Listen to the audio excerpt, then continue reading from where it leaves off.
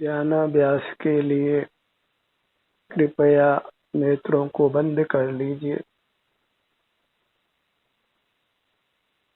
अन्य 4 इंद्रियों को बंद करने का कोई प्रावधान नहीं है। अन्य इंद्रियों को भी यथासंभव उपयोग में नहीं लेना है। मन भी एक इंद्रिय है, उससे विचार नहीं करना है। इसी प्रकार कुछ मस्तिष्क से स्मरण भी करना नहीं है।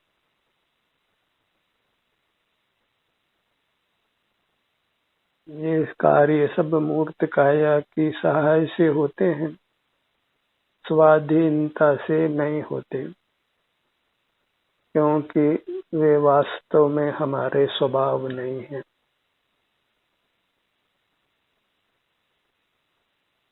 स्वाधीनता से केवल हम अपने सुख का ही अनुभव कर सकते हैं।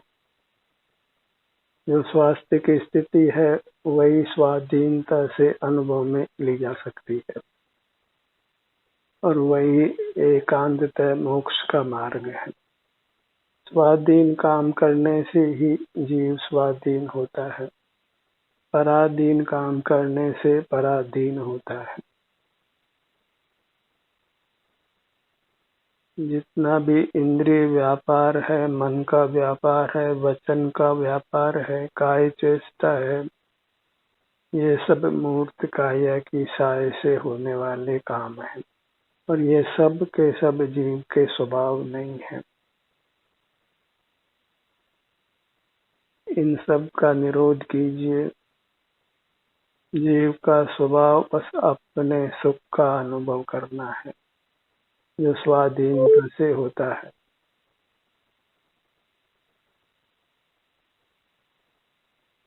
अपने स्वास्थ्य की स्थिति को अनुभव में लीजिए। आपके आभ्यंतर अमूर्त शरीर में आराम वेदना की क्या स्थिति है, बस वही स्वाधीनता से अनुभव में ली जा सकती है, और इसी स्वाधीन अनुष्ठान से हम कर्मों के बंधन से, संसार से मुक्त हो सकते हैं, सकल दुखों से मुक्त हो सकते हैं।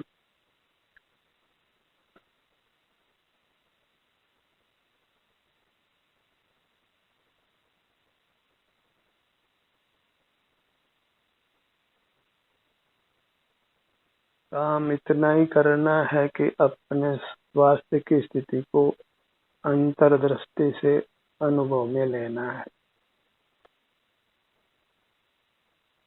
भले ही वह स्वास्थ्य अच्छा हो या खराब हो, क्योंकि वही अनुभव हम स्वाधीनता से कर सकते हैं। उसके लिए इंद्रियों की, मन की, मस्तिष्क की चेष्टा नहीं करनी पड़ती है, उनकी सहायता नहीं लेनी पड़ती है।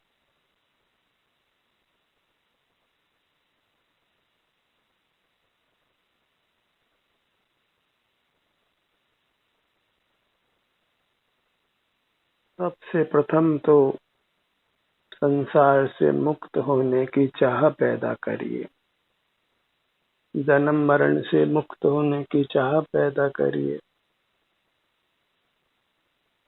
मूर्त काया के बंधन से मुक्त होने की चाह पैदा करिए।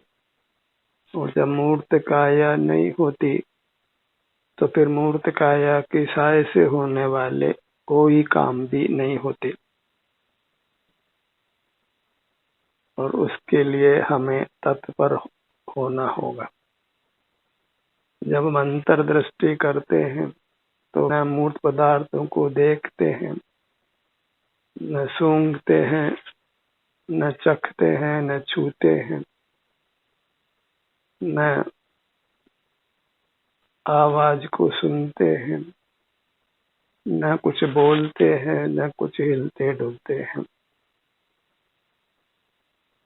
तो इन सब कामों का निरोध हो जाता है अंतर्दृष्टि करने से, और इन कार्यों को यदि हम करते हैं तो फिर अंतर्दृष्टि नहीं कर पाते, और अंतर्दृष्टि किए बिना मोक्ष मार्ग नहीं बनता है। ज्ञान के नाम पर केवल मूर्त पदार्थ ही जानने में आते हैं और उससे मूर्त का बंधन होता है, और अपना स्वरूप है वह सुख स्वरूपावी होने से बस यहाँ जो भी आराम या वेदना है वह हमारे अनुभव में आती है। आराम वेदना का अनुभव होने से ही हमको हमारे विस्तार की प्रतीति होती है, अपना क्षेत्र अनुभव में आता है।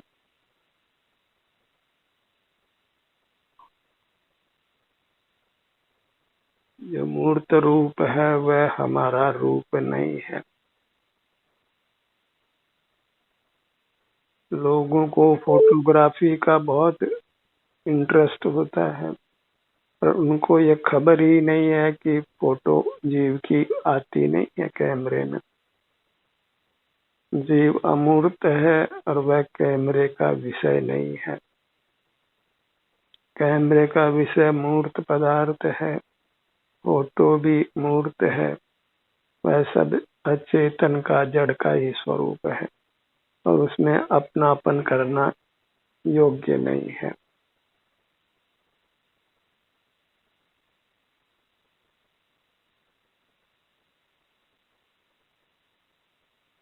क्षण प्रतिक्षण हमको यही विचार रखना है कि हम मूर्त पदार्थों का आश्रय नहीं करें, उनको विषय नहीं बनाएं, अंतर्दृष्टि कर अपने स्वास्थ्य की स्थिति को ही अनुभव में लें।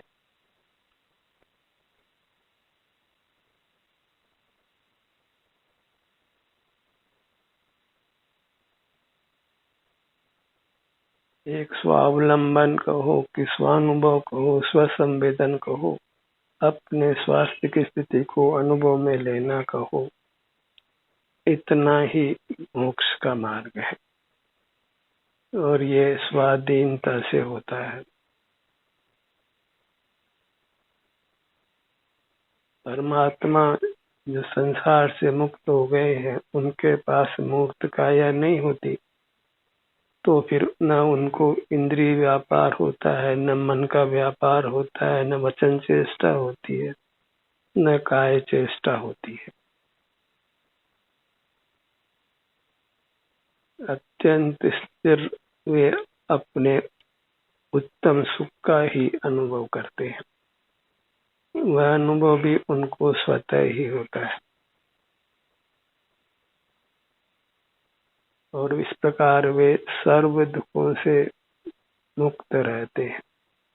जहाँ मूर्त का बंधन है वही नाना प्रकार की आपदाएं आती है, क्योंकि मूर्त काया के विनाशिक होने से इसके साथ बद्ध हम भी विनाश को प्राप्त होते हैं, अर्थात मरण को प्राप्त होते हैं। ये अलग बात है कि फिर पुनः नया शरीर मिल जाता है, पुनर्जन्म हो जाता है, और पुनर्जन्म से बचने के लिए मूर्त पदार्थों का आश्रय छोड़ना जरूरी है। बहिर्मुख रहते रहते किंचित भी संसार कम नहीं होता है, बढ़ता ही जाता है।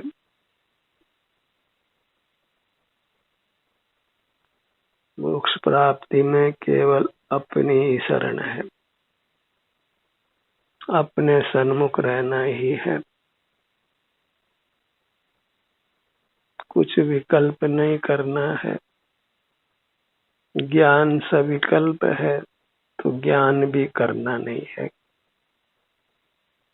अंतर्दृष्टि करना है वह वास्तव में ज्ञान नहीं है, और अंतर्दृष्टि करने से हमें अपने स्वास्थ्य की स्थिति का अनुभव होता है और वह अनुभव ही हमको संसार से पार करता है, मुक्त करता है।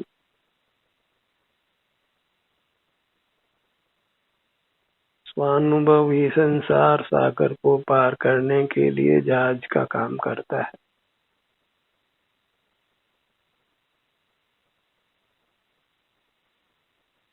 अंतर्दृष्टि करने मात्र से हमको हमारा स्वरूप अनुभव में आता है, अपना विस्तार अनुभव में आता है। आपाद मस्तक यह मैं हूँ, सिर से पैरों तक हर भाग को अनुभव में लिया जा सकता है, वेदन में लिया जा सकता है। हम अपने सुख दुख का तो अनुभव कर सकते हैं, पर दूसरे जीव के सुख दुख का हमको अनुभव नहीं होता। सबको अपने अपने सुख दुख का ही अनुभव होता है।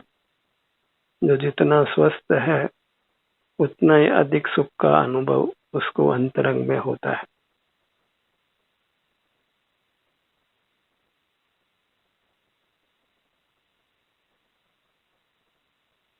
अंतर्मुखता का अभ्यास करके अपने आप को अत्यंत स्वस्थ बनाइए, जिससे अंतर्दृष्टि में आपको अधिक से अधिक सुख का अनुभव होने वाला है और उसको वचनों से कहना संभव नहीं। जिसको सुख अनुभव में आता है उसी को आता है, अन्य को नहीं आता। परमात्मा को कितना सुख का अनुभव होता है वह हमारे अनुभव का विषय नहीं है। कोई भी रोगी है, उसको वेदना है, कितना दुख है, ये वही जानता, वही अनुभव में लेता है। हम उस दुख को अनुभव में नहीं ले सकते।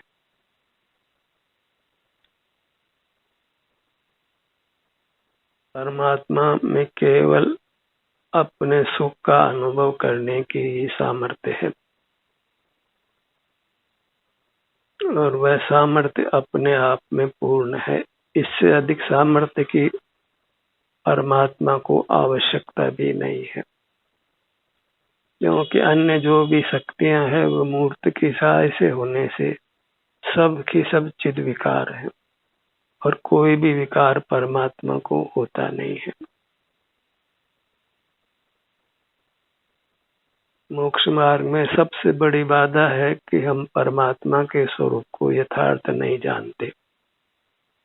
जो हमारा गंतव्य है, जो हमें पाना है, जिस परमात्मा पद को पाना है, उसके स्वरूप की ही हमको खबर नहीं है, तो हमारा लक्ष्य ही नहीं बन सकता है। कोई भगवान को कर्ता मानता है, जगत का स्वामी मानता है, अपने को भगवान का अंश ही मानता है, भगवान को जगत का ज्ञाता दृष्टा मानता है, अनंत शक्तिशाली मानता है, लोकव्यापी मानता है, कण कण में परमात्मा व्याप्त है ऐसा मानता है। इस प्रकार परमात्मा के रूप में बहुत सारा अवर्णवाद है। उनके स्वरूप का गलत श्रद्धान ज्ञान लोक में चलता है और वह कोई अनुभव के बल पर नहीं है।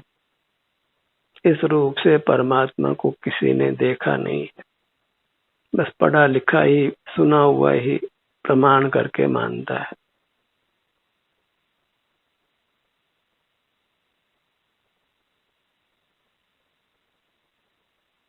और आत्मा का स्वरूप अपना स्वरूप ही पढ़ लिख कर ही मानता है, अपने समीप जाकर अपने स्वरूप का निर्णय नहीं करता है। अपने आप को भी ज्ञाता दृष्टा मानता है, पर जब अपने स्वरूप के पास जाकर देखता है, सिर से पांव तक अपने ध्यान को लाता है, तो वहां फिर कोई पदार्थ जानने में आता नहीं है। फिर ये कैसा ज्ञाता दृष्टा हुआ? अपने से विमुख होकर ही मूर्त की सहाय से मूर्त पदार्थों को जानता है, वो तो मूर्त के मेल से हुआ चिद विकार है और विकार को अपना स्वरूप नहीं माना जा सकता है।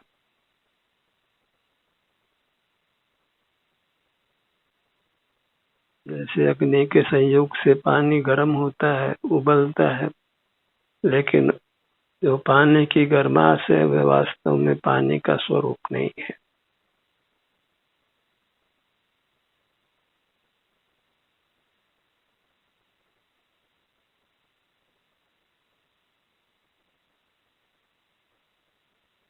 आत्मा परमात्मा के स्वरूप का निर्णय करिए।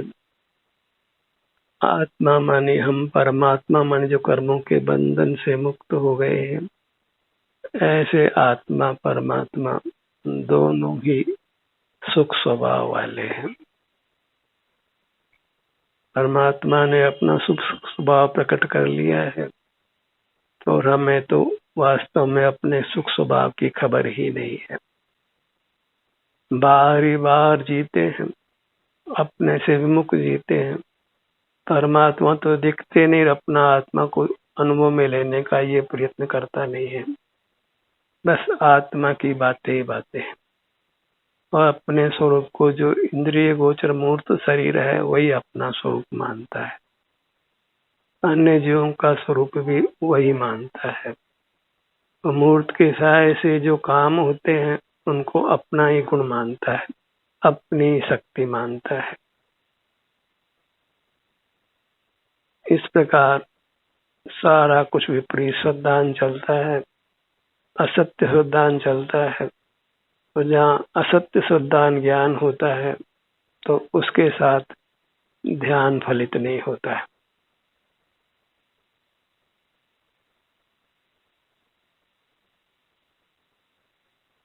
जब अपने स्वरूप का यथार्थ श्रद्धान ज्ञान हो जाता है, निर्णय हो जाता है, तो फिर जीव सुगमता से अंतर्दृष्टि कर अपने स्वरूप में ठहरता है और शांति को भोगता है।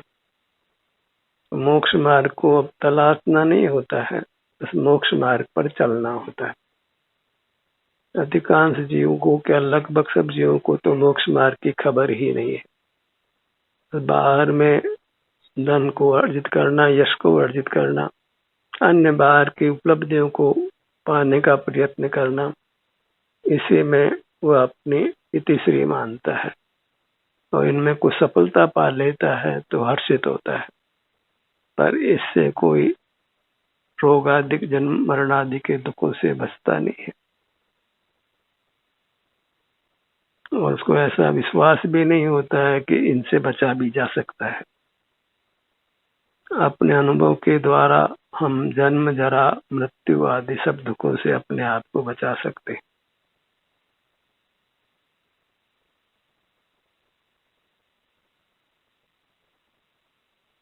अपनी चिन्ह मूर्त ही हमारे ध्यान का ध्येय है।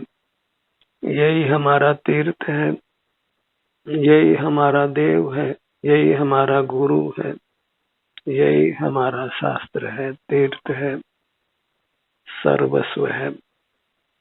परिणाम इसी में से उत्पन्न होता है, वह हमें प्राप्त होता है। तो हमारे परिणाम के जनक जननी भी हमारा मूर्त शरीर ही है।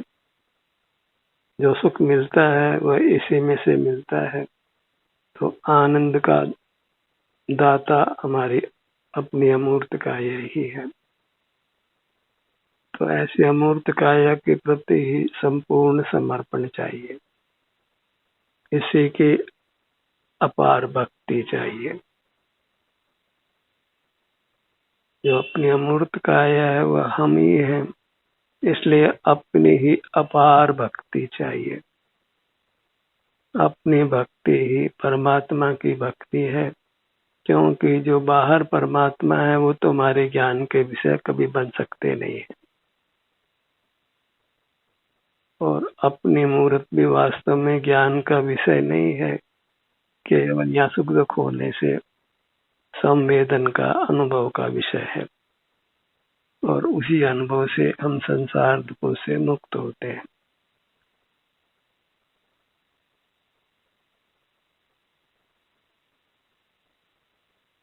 सिर से पैरों तक नाना विभाग करते हुए हर भाग को अनुभव में लीजिए।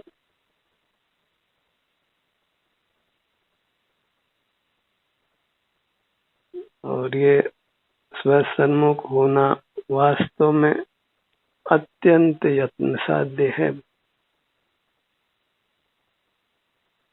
क्योंकि प्राथमिक अवस्था में वास्तव में अंतर्दृष्टि करने पर कोई विशेष सुख का अनुभव नहीं होता है।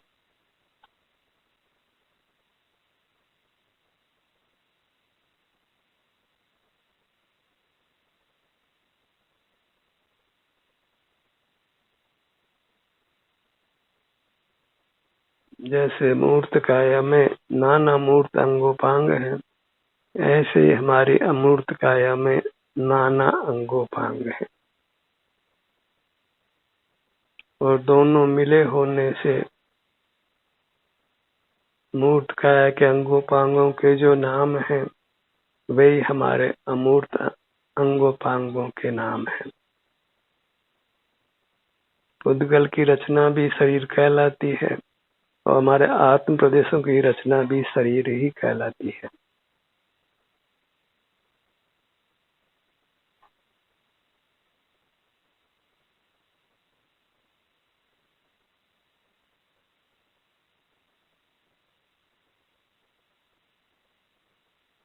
आप चाहते हैं कि आपके शरीर के हर अंगोपांग उनकी कार्य क्षमता सर्वश्रेष्ठ हो, अधिकतम हो, तो हर अंगोपांगों के सन्मुख होइए।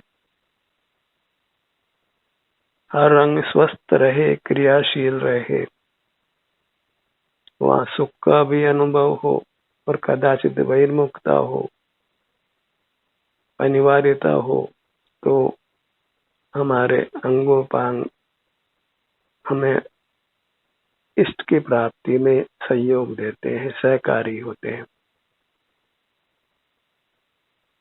स्वानुभव से ही उत्तम पुण्य उपार्जित होता है।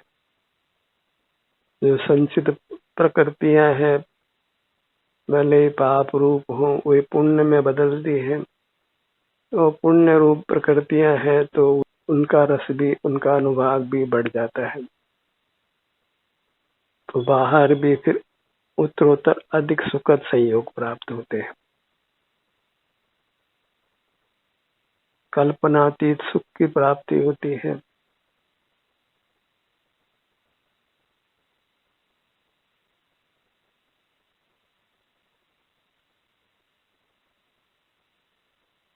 प्रश्न एक ही है कि कैसे अधिक से अधिक अंतर्मुख रहा जा सके।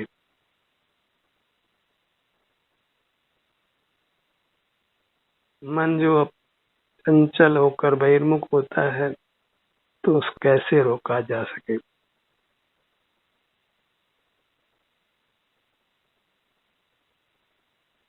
बाहर के कामों में कम से कम समय लगाना है।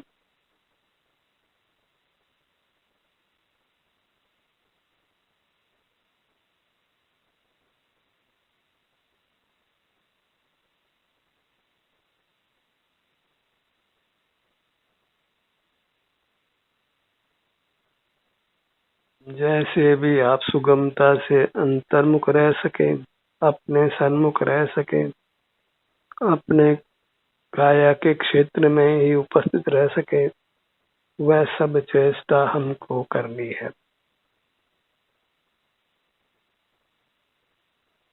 परमात्मा होना अशक्य नहीं है। भूतकाल में अनंत जीव परमात्मा हो चुके हैं, अभी भी हो रहे हैं और भविष्य में भी होंगे। अनवरत रूप से जीव संसार से मुक्त होते रहते हैं, इसलिए मुक्ति होना शक्य है, अशक्य नहीं है। परमात्मा होना शक्य है।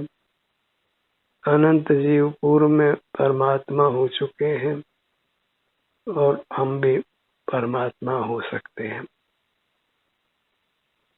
बस उसके लिए स्वावलंबी होना है, अपने अमूर्त काया के ही अवलंबन से रहना है। मूर्त पदार्थों का ज्ञान, स्वामित्व, एकत्व, ममत्व, भोक्तृत्व सब छोड़ना है।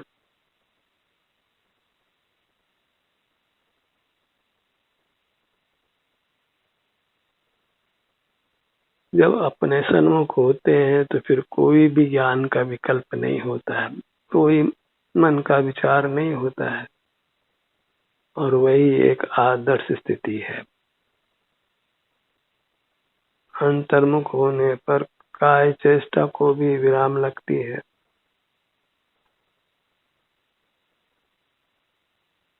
मौन सहज फलित होता है, आसन भी सहज फलित होता है।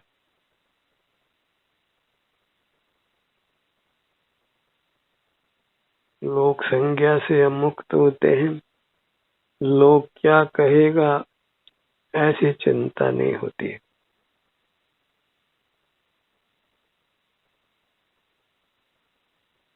जब अंतर्मुख होते हैं और यदि हमारे परिवार के लोग ही उससे राजी नहीं हो तो भी हमें उस काम में तत्पर होना रहता है, क्योंकि इसके बिना किसी प्रकार दुखों से निवृत्ति होना संभव नहीं है।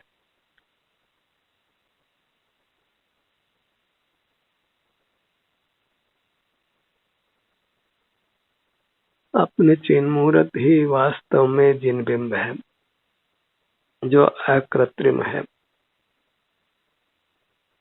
अपनी मूर्त को ही चैत्य संज्ञा है, अकृत्रिम चैत्य है, और जो प्राप्त मूर्त शरीर है उसी को ही चैत्यालय संज्ञा है।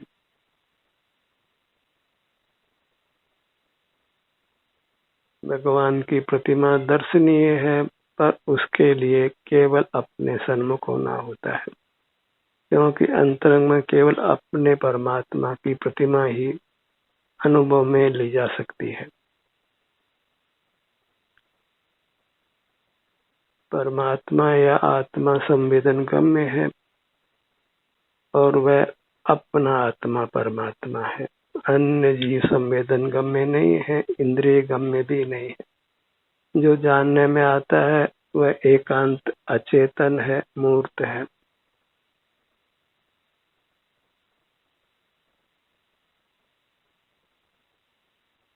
एक धधक जगाइए अंतर्दृष्टि करने की, अंतर्मुख रहने की, अपने स्वास्थ्य का संवेदन करते हुए रहने की, क्योंकि इसके बिना दुखों से मुक्ति नहीं है। पूर्व के पापों का प्रायश्चित इसके बिना नहीं होता है। यही पहले किए हुए विपरीत कार्यों की आलोचना है।